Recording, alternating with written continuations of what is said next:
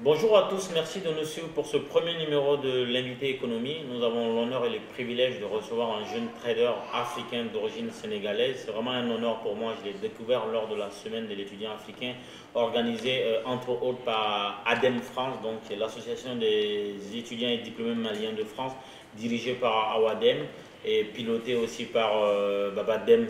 Modou Ndiaye, pardon, j'ai tenu à l'inviter sur le plateau de RP Media parce que son intervention m'avait sublimé. Et étant trader, donc un peu dans l'antichambre de tout ce qui se fait sur les marchés financiers, pourrait à même nous donner plus d'éclaircies sur ce qui se passe autour de l'émergence de l'Afrique, de qui finance cette émergence-là et des tenants et des aboutissants. Mais dans un premier temps, je vais laisser Modou se présenter lui-même et nous dire aussi qu'il avait gagné un concours organisé par BFM Business, un concours qui n'est pas évident pour un jeune africain étudié en France, mais lui l'a remporté haut les mains.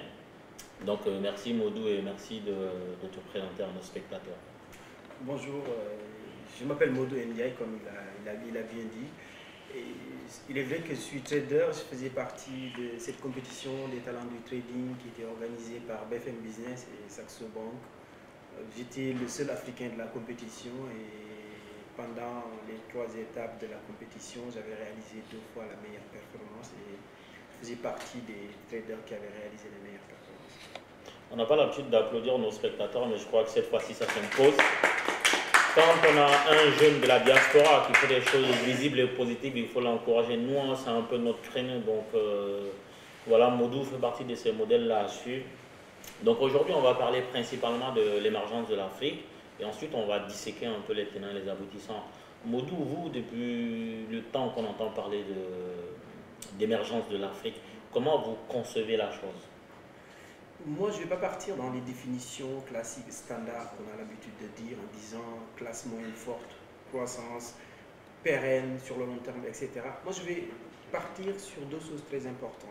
La croissance inclusive. Moi, je pense que la façon dont on doit construire la richesse en Afrique doit être axée et doit être faite de telle sorte que la population africaine soit inclue dans ce système de création de valeur, dans cette chaîne de valeur, pour pouvoir produire de la richesse qui va apporter quelque chose à l'Afrique. On l'a vu, par exemple, le tissu économique de l'Afrique est composé à 90% de ce qu'on appelle les PME. Et ces PME ont des difficultés de financement. Moi, je pense que l'Afrique ne peut pas émerger tant qu'on n'a pas des mécanismes pour pouvoir financer notre économie, notamment les PME, pour pouvoir offrir de l'emploi à cette jeunesse africaine qui est très bouillante, qui est bien formée aujourd'hui, qui a un message très clair pour ces dirigeants africains. Occupez-vous de nous, sinon on s'occupera de vous. Justement, pour parler de ces PME-là qui ont des difficultés à se faire financer par les banques, il y a forcément et visiblement un problème de confiance entre la banque qui détient la liquidité et les PME qui créent le plus de richesse, quel que soit le pays. Même quand vous prenez la France, plus de 90% de la croissance est due, ou même du PIB est dû à ces PME-là qui emploient 2, 3 personnes, 4 personnes, donc à taille très réduite. Quand on prend le cas de l'Afrique et de l'Afrique de l'Ouest particulièrement, il y a une surliquidité dans les banques. Ça, tout le monde le sait. On a même baissé le taux qui rémunère les dépôts dans les banques en Afrique pour décourager les gens à déposer. Dans des pays comme le Mali, par exemple, dans les années 90, ça a donné lieu à des grands immeubles un peu partout. C'est-à-dire que les gens ont récupéré leur argent, étant donné que les banques ne rémunéraient pas suffisamment les dépôts. Les gens ont récupéré leur argent, ils ont construit des maisons avec, ils ont mis dans la pierre. Ça a même créé une bulle spéculative immobilière au Mali. Enfin bref, aujourd'hui en Afrique, donc, on disait, il y a une surliquidité au niveau des banques, il y a un problème de financement des PME. Est-ce que cette émergence-là qu'on nous vend aujourd'hui tient compte de cette composition du tissu économique de l'Afrique? Tu as bien fait de souligner ce paradoxe africain qui consiste, dans un premier temps, une surliquidité des banques et aussi le fait que le secteur privé est sous-financé en fait. On a arrêté un coche en Afrique, c'est-à-dire nous on n'a pas de véritable banque. Je prends l'exemple du Sénégal où 90% des banques sont des banques étrangères. On ne peut pas faire émerger un pays si on n'a pas un système bancaire et financier fiable qui est capable de soutenir l'économie. Les banques, les filiales des banques étrangères qui se comportent comme étant des banques qui vont venir récolter des dépôts, repartir. Je prends l'exemple de la BNP par exemple. Je prends l'exemple de la Côte d'Ivoire. Pourquoi la Côte d'Ivoire? Parce que par exemple la filiale de la BNP en Côte d'Ivoire, c'est la plus grosse filiale de cette banque en Afrique. Et la direction Afrique de cette banque est située à Paris. Ce qui fait que pendant très longtemps, cette banque était la deuxième banque de la Côte d'Ivoire. Maintenant, elle a glissé jusqu'à la 7e place parce que les banques panafricaines, je peux parler de BOA, Attijari Wafa Bank, etc., ces banques sont plus proches de la population, ces banques comprennent mieux les entreprises, comprennent mieux la façon de gérer le risque. Donc, il y a une sorte de proximité avec la population, ce qui n'est pas le cas de la majorité des banques étrangères qui sont en Afrique, qui souvent, c'est juste des problèmes de dépôt, après ils repartent dans d'autres capitales pour pouvoir gérer ça. Donc moi je pense qu'il faut qu'il y ait des mécanismes de financement pour que ces banques puissent financer l'économie. On ne peut pas émerger sans un système financier fiable. Pour revenir justement à toujours le thème phare, donc cette émergence-là, est-ce que les jalons, c'est-à-dire que pour parler d'émergence, c'est-à-dire qu'on parle, c'est une façon peut-être déformée de parler de développement. On ne peut pas faire de développement sans croissance, on ne peut pas faire de croissance sans entreprise. Les entreprises ne peuvent pas créer de richesse sans un climat de confiance, sans un climat de stabilité. Et aujourd'hui, la croissance en Afrique, quand on prend l'ensemble de la sous-région ouest africaine, la croissance en fait, elle est molle, elle a des fondements, cette croissance-là, elle a des fondements en fait qui sont plus liés à la nature. Quand je parle de nature, je parle de la nature en termes de pluie, en termes de saison de pluie, en termes de saison agricole, plutôt que des principes d'une industrie, des principes de la finance. Et donc, est-ce qu'on n'est pas en train de nous installer plutôt dans cette façon de voir la croissance à travers une bonne pluviométrie qu'un système industriel qui permettrait par exemple sur 20 ans d'avoir une croissance même à 3% qui créerait des emplois pérennes, qui permettrait par exemple de récolter des fonds pour financer nous-mêmes nos hôpitaux, nos infrastructures routières ou nos systèmes de santé? C'est vrai qu'il y a en fait un problème lié à la croissance de l'Afrique depuis très longtemps. Mais on voit que les choses commencent à changer. Cette fois-ci, la croissance elle commence à devenir endogène. C'est-à-dire elle est plus tirée exclusivement par les matières premières, etc. Mais il y a des produits qui commencent à se développer, des services, télécom, banques, etc.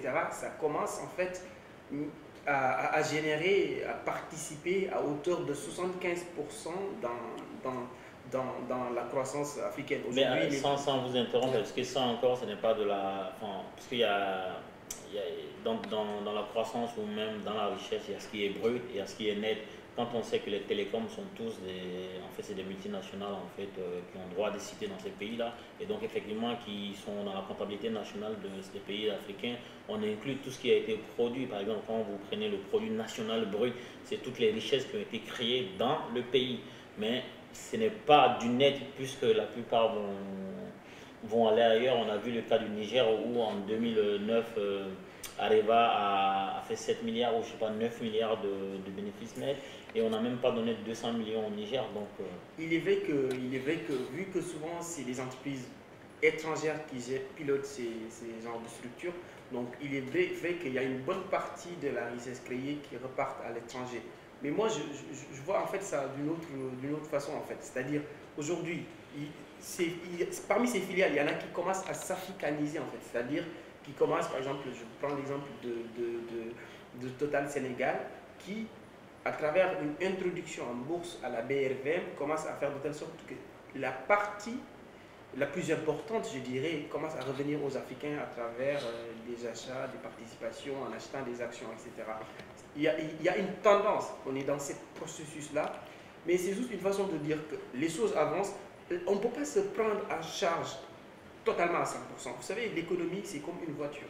Une voiture a besoin de carburant pour avancer. Une économie a besoin de carburant pour avancer. Le carburant qu'on met dedans, c'est l'argent des investisseurs. Et tant qu'on ne l'a pas, on est obligé, le monde est devenu un village planétaire, on est obligé d'aller les chercher et essayer de la faire fonctionner. On va parler justement de ce qui est de quelque chose qui va toucher directement votre fonction de trader. C'est le marché obligataire, le marché où les États vont emprunter. Je crois qu'il y a 2 ou 3 ans, Christine Lagarde, elle avait demandé à ce que le marché financier fasse attention aux prêts envers les chefs d'État africains, enfin envers les pays africains pour parler plus correctement. Elle justifiait cette prise de position par le fait qu'ils n'ont pas une économie sûre, ils n'ont pas une économie fiable. Or, le marché financier, ça devrait rester un endroit où on fait jouer la concurrence, où on ne peut pas jouer la politique. Certes, l'information elle est très importante, donc quand le directeur général du FMI se permet de dire des choses comme ça, est-ce que ça ne biaise pas le marché, sachant que les, les, les fonds reçus par les États africains ont connu une croissance vertigineuse depuis un certain temps sur les marchés financiers. Donc quand Christine Lagarde se permet de tenir un tel propos, sachant que la finance dépend pour beaucoup de l'information, est-ce que ça ne biaise pas le marché? Il est vrai que le monde de la finance repose sur un seul mot, c'est la confiance. Mais il faut noter une chose, c'est que pendant très longtemps, les pays africains, en fait, rêvaient de faire partie de ce qu'on appelle les PPT, les pays pauvres très endettés, pour pouvoir bénéficier d'une réduction de dette. Maintenant que ces pays essayent d'émerger, de devenir des pays émergents, c'est-à-dire avec une réduction. Aujourd'hui, par exemple, je prends l'exemple du Sénégal ou bien dans beaucoup de pays de la sous-région où le niveau de la dette ne représente que 20% de notre PIB. Par exemple, en France, on va atteindre bientôt 100% ou même du plus, PIB. même plus de 100%. PIB. Donc, ici en France, le niveau de la dette augmente de 6 000 euros toutes les secondes. Pendant plusieurs heures, ça fait des chiffres. Donc moi je pense qu'une politique axée exclusivement sur la dette n'est pas forcément une mauvaise politique. Il faut diversifier les canaux de financement. Oui, mais la nature de la dette africaine, en fait la dette française, c'est une dette économique, une dette financière, point. La nature de la dette africaine, elle est très hétérogène. En fait, il y a beaucoup de politique, il y a de la dette politique dedans. C'est-à-dire que vous, Modou Ndiaye, je vous laisse être président du Sénégal, quel que soit votre niveau de dette, si vous continuez à vous comporter comme ça. Et donc la dette a une variante politique. Quand vous prenez la France, c'est une dette où il y a des traders qui sont là devant des écrans, qui cherchent à emprunter sur des marchés où c'est intéressant pour la France et intéressant pour leur propre gueule aussi. Mais en Afrique, ce n'est pas exactement le même cas. Et donc, c'est vrai que les pays les plus avancés au monde sont les pays les plus endettés, les États-Unis en tête. Mais est-ce que l'Afrique, c'est la même composition des dettes? Est-ce qu'on peut se permettre de se comporter comme ça? Mais il faut savoir qu'en fait, la façon, c'est en train de changer. Parce qu'aujourd'hui, que ce soit le Sénégal, la Côte d'Ivoire, etc., quand on va maintenant sur les marchés financiers pour lever des fonds, on va maintenant sur les marchés, la même chose que la France, les États-Unis, etc. Maintenant, on va sur les marchés financiers. Par exemple, vous allez à Bercy, au niveau du ministère des économies et des finances ici en France, il y a un petit bureau composé de 15 à 20 traders. Tous les jeudis, ils clignotent. Bonjour, nous on est la France, on cherche à lever tant de milliards d'euros pour la France, etc. Et aujourd'hui, même beaucoup de pays africains sont en train de faire la même chose. Aujourd'hui, on va sur les marchés, on a aujourd'hui les mêmes prêteurs. Par exemple, je donne l'exemple des États-Unis. Il y a, avec la dette des États-Unis, en fait, un tiers est détenu par les Chinois. Le fait que, par exemple, tout à l'heure vous l'avez souligné, le fait que, par exemple, les entreprises étrangères viennent s'implanter en Afrique, moi je ne pense pas que ce soit une mauvaise chose. Parce que, par exemple, regardez en France, par exemple, quand on parle du CAC 40, les 40 entreprises, les plus grandes entreprises en France qui composent en partie l'économie française, presque la moitié est détenue par des étrangers. Et vous allez dans tous les pays, c'est comme ça. Le monde est devenu un village planétaire. Donc, on peut aller en Afrique. Les entreprises peuvent aller en Afrique investir, mais aussi, il faut que les Africains aussi retrouvent leur compte, en fait. Moi, je pense qu'aujourd'hui, c'est une question d'intérêt. Chaque pays, chaque nation, chaque entreprise, chaque personne doit défendre ses intérêts et l'Afrique doit faire ça. Mais est-ce que les pays africains sont libres d'établir la fiscalité qu'ils veulent face à ces... Parce que l'intérêt pour une entreprise étrangère, enfin, l'intérêt pour le Sénégal, le Mali ou la Côte d'Ivoire de faire venir Total ou Areva dans son pays, c'est bien pour prélever, pour faire des prélèvements, après pour remplir les caisses de l'État. Est-ce qu'il n'y a pas un arrangement, enfin, quand je dis arrangement, c'est même pas un mot noir, hein. Ce que je veux dire, est-ce que ces entreprises-là sont soumises au même régime que ce que la France, par exemple, fait subir à des entreprises, à des firmes étrangères qui viennent s'implanter ici? C'est vrai qu'en ce qui concerne l'amélioration du climat des affaires, en général, il y a énormément de choses à faire. Il y a énormément de choses à faire. Vous n'êtes pas sans savoir que lorsque beaucoup d'entreprises vont en Afrique, souvent ne passent pas par les canaux traditionnels, ils vont chercher, se disant, bon, je connais telle personne, je connais tel ministre, je connais telle personne qui travaille dans tel secteur. Donc, parfois, les gens essaient de passer par des canaux qui ne sont pas officiels ou officieux, mais il faut à un certain moment régulariser. Il y a des choses qui sont en train de se faire, par exemple avec l'organisation qu'on appelle l'OHADA, l'organisation pour harmoniser le droit des affaires en Afrique, qui est quelque chose qui est très important. Mais moi, je pense qu'il faut aller encore beaucoup plus loin, organiser tout pour que les entreprises qui s'installent en Afrique payent leurs impôts en Afrique comme des entreprises africaines. Donc, je pense que l'État, nos États ont intérêt à aller dans ce sens-là. Donc, pour revenir encore au financement, cette fois-ci, de l'émergence, déjà, on parle de pays émergents. Donc, en fait, ils sont émergents, en train d'émerger. Quand est-ce qu'ils vont être des pays émergés? Est-ce qu'on parle de ça? Ou, en fait, on veut nous mettre dans un processus indéfini de pays qui sont en train d'émerger? Ils vont rester dans cet en train d'émerger-là jusqu'à quand? Là, tu soulignes un truc important en fait, parce que moi, je prends l'exemple du Sénégal par exemple. Moi, lorsque j'étais petit, Abdou Diouf était le président de la République du Sénégal et nous, on disait qu'en 2000, Dakar serait comme Paris. C'était une façon de nous dire qu'on va émerger. Avec une tour Eiffel? Voilà, exactement. Mais on n'a pas cette tour Eiffel. Et en 2000, Abdou Wade aussi avait fixé 2012, 2013, 2014 comme étant le moment où on serait émergent.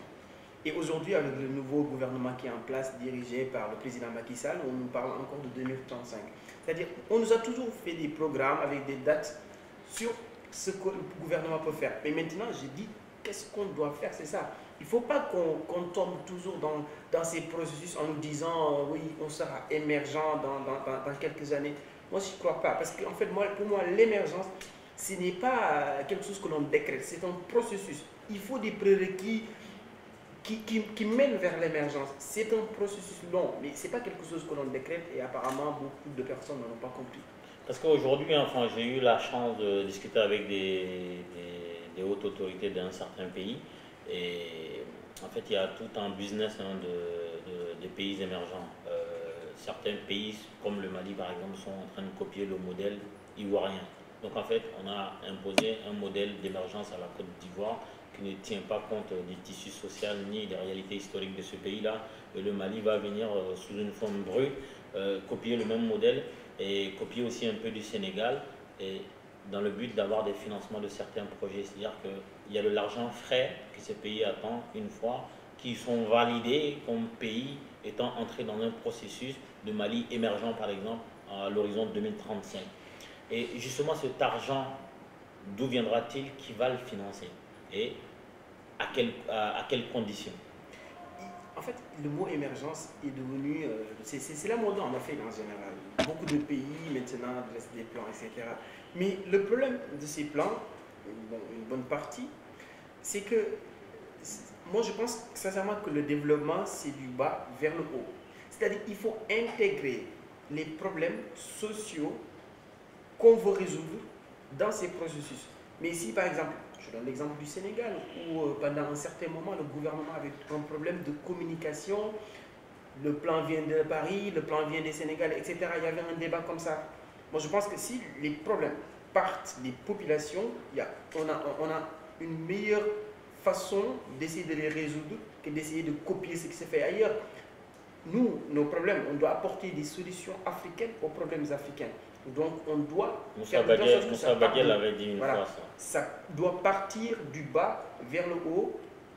Regardez ce qu'on doit faire, l'ensemble des défis que nous devons relever en Afrique et construire des plans qui vont dans ce sens. Moi je pense que c'est ça Mais est-ce qu'aujourd'hui le projet émergent est un projet fait pour que l'Afrique s'en sorte? C'est un peu ça. Moi je dirais à 70% oui. Pourquoi oui? Parce que en fait, moi je pense que le problème, ce n'est pas le programme. Moi je ne me pose pas ces genres de questions. Le problème, c'est l'exécution. On peut avoir tous les programmes du monde, on peut avoir des plans Sénégal émergents, Gabon émergent, etc., faits par des cabinets, McKinsey, etc., avec des meilleurs consultants de la planète. Mais tant que la mise en exécution, le fait de mettre ça en œuvre, tant qu'on ne réalise pas cette étape-là, on ne sera jamais des pays émergents. Mais quand on voit le soubassement, quand on voit comment, déjà, vous me parlez de certains cabinets là qui sont juste des hommes d'affaires, des gens qui font du business, même ils pourraient être dépouillés en mort. Quand ces gens-là sont ceux qui conçoivent ce n'est pas des Africains qui détiennent les clés de ces boîtes-là, de ces cabinets. Et donc, quand ce sont ces personnes-là qui n'ont dans la bouche que le mot profit, profit, et à court terme et à très court terme lorsqu'il s'agit de l'Afrique, alors que l'Afrique a besoin de moyens de long terme, est-ce qu'on ne va pas sur des bases biaisées? Justement, tout à l'heure, tu parlais de la façon dont on va financer ces plans. Parce que le problème, c'est qu'en fait, on conçoit les projets, après on vient dire aux autres, voici, il faut nous le financer. Si les autres ne veulent pas que nous soyons des pays émergents, mais le financement, on va dire que oui, on a été au Club de Paris, on a mobilisé tant, mais les financements ne vont jamais se concrétiser comme ça a été décrit une fois qu'on est rentré dans nos capitales, etc. Il faut qu'il y ait une sorte je sais pas moi, d'essayer de devenir des pays. Lorsque l'on conçoit nos propres plans, il faut qu'il y ait d'autres mécanismes de financement qui ne vont pas dépendre des autres. Mais si chaque fois on doit rédiger le plan et revenir dire aux autres, venez nous financer ça, si on n'arrive pas à mobiliser les financements, le projet ne verra jamais le jour. Après, moi, les cabinets, c'est vrai que c'est des hommes d'affaires, c'est des personnes qui cherchent à faire du profit.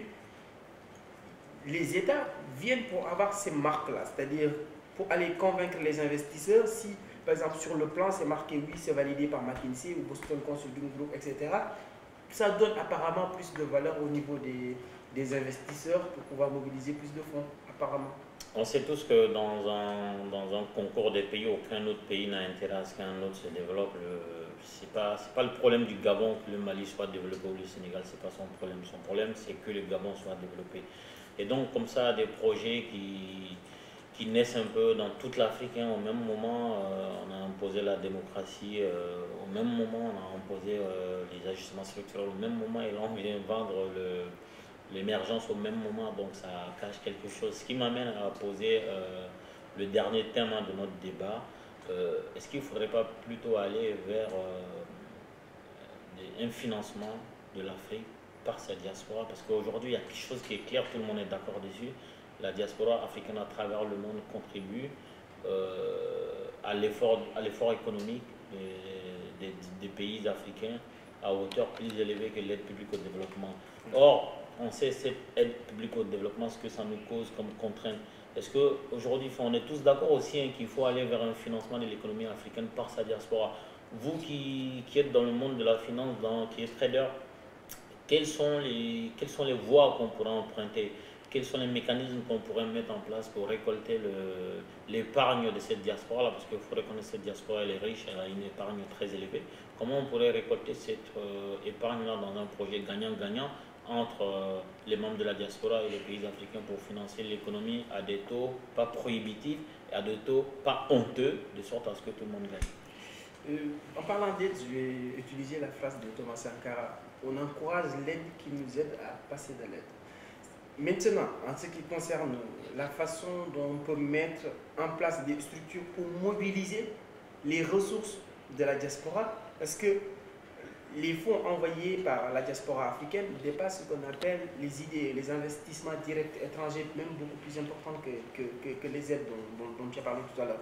Donc, le problème, c'est qu'en Afrique, depuis 50 ans, les gens essaient de réfléchir sur des modèles, sur des systèmes, ou bien on a beaucoup parlé des banques, de la diaspora, etc., pour essayer de mobiliser cette épargne. Mais jusqu'à présent, personne n'a réussi à canaliser cette épargne qui est souvent destinée à des populations, vous et moi et d'autres, on envoie de l'argent au Sénégal, bon, appelez la maman ou notre plus grande sœur, etc., va récupérer l'argent pour consommer cet argent tout de suite. Ce n'est pas sous forme d'investissement. Du moment où c'est juste de l'argent qui est destiné à la consommation, 80% de cette somme est destinée à la consommation. Donc, des mécanismes qui permettraient de mobiliser cette épargne et d'insérer ça sous forme d'investissement, sous forme de financement. Voilà, de financement, etc. Moi, je pense que ces structures devraient être en place. Il y a beaucoup de pays qui l'ont fait. Par exemple, le cas du Rwanda. Le Rwanda, ils l'ont fait et c'est quelque chose qui marche super bien. Oui, mais le problème du Rwanda, c'est que la plupart des gens citent beaucoup le Rwanda, sauf que le Rwanda, c'est une exception, parce que le Rwanda, c'est le petit Israël, en fait, si j'ose m'exprimer comme ça. Dans la mesure où ils ont vécu un génocide, ils ont vécu un génocide de par la faute de certaines personnes. Et c'est cette honte-là, aujourd'hui, qui profitent, hein, entre guillemets, parce qu'encore ce sont des miettes, hein, parce que le Rwanda c'est un pays à échelle très réduite, donc il permet certaines choses qui n'auront pas un effet propagé sur les autres pays. Et donc le Rwanda, je ne sais pas si c'est bien ce qui se passe là-même. Après, je ne sais pas si oui, en fait, on peut copier, on peut, j'ai juste essayé, si on peut enfanter le Rwanda ailleurs. J'essaie juste de souligner des choses qui marchent, que ce soit au Rwanda ou en Chine, États-Unis, France, partout. Moi, je pense qu'on doit recopier ce qui marche bien, l'adopter, l'adapter pour que ça soit adaptable en fait au niveau de l'Afrique. On ne va pas réinventer là où il y a des choses qui ont été faites. Bah, copions ce qui marche très bien, on va l'adapter à l'Afrique. Moi, je pense que c'est ça la stratégie. On peut copier ce qui marche bien et il n'y a aucune raison pour que ça ne marche pas. Mais est-ce qu'aujourd'hui, dans les rapports Nord-Sud, il serait possible, par exemple, de créer des banques dédiées à la diaspora dans le but de collecter l'épargne de la diaspora? Est-ce que ce serait vu d'un bon oeil? Parce que, pourquoi je vous dis ça? Parce que je sais que la plupart des diasporas africaines en Europe cherchent à mettre en place des postes de députés des Sénégalais de l'extérieur, des Maliens de l'extérieur. Mais en fait, il y a un blocage parce que, entre guillemets, la France dit ne pas pouvoir assurer l'immunité parlementaire de ces gens-là sur son sol, sachant que les députés des Français de l'extérieur existent dans nos pays. Est-ce que cette même règle-là ne va pas s'appliquer dans le domaine bancaire et financier? Moi, pour parler de la diaspora, je vais souligner quelque chose qui me semble très important. En fait. C'est-à-dire, il y a 2 jours, j'étais dans un forum économique, Afrique Talent. J'ai vu presque 500 cadres, jeunes diplômés, des personnes expérimentées, des Africains, qui ne demandent qu'à servir leur continent. Moi, je pense qu'en parlant de la diaspora, moi, je pense que c'est un réservoir de talents, de compétences que l'Afrique pouvait mobiliser pour pouvoir développer ce continent. Mais malheureusement, on a l'impression qu'en Afrique, on a des politiciens professionnels et que des gens qui ont peut-être des compétences, du savoir-faire dans le monde privé, les gênent finalement dans leur structure. Et moi, je pense qu'on ne peut pas faire développer un continent juste avec des politiciens professionnels. Et malheureusement, c'est ce qui est le cas dans beaucoup de pays en Afrique. Très bien, Modou Ndiaye, merci d'être venu sur notre plateau pour nous éclairer un peu sur votre monde et aussi l'actualité liée à l'émergence de l'Afrique. On vous souhaite bon vent dans ce que vous faites et puis à très bientôt, spectateurs de RP Média.